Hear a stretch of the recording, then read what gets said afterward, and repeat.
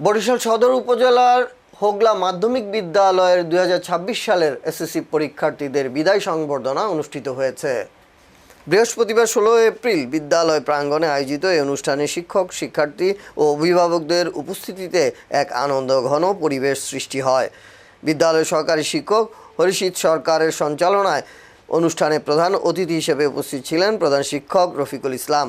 অনুষ্ঠানে আরও উপস্থিত ছিলেন বিদ্যালয়ের শিক্ষক, পরিচালনা কমিটির সদস্য ও অভিভাবকবৃন্দ। পরে বিদায় শিক্ষার্থীদের উপহার প্রদানের মাধ্যমে শুভেচ্ছা জানানো হয় এবং দোয়া মোনাজাত করা হয়।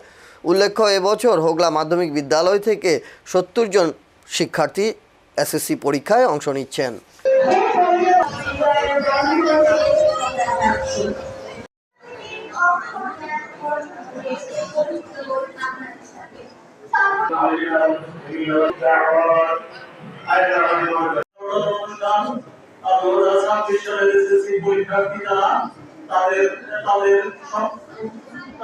সবাইকে আমি ধন্যবাদ জানিয়ে আমি আজকে আমার সংক্ষিপ্ত কিছু কথা তোমাদের উদ্দেশ্যে বলবো।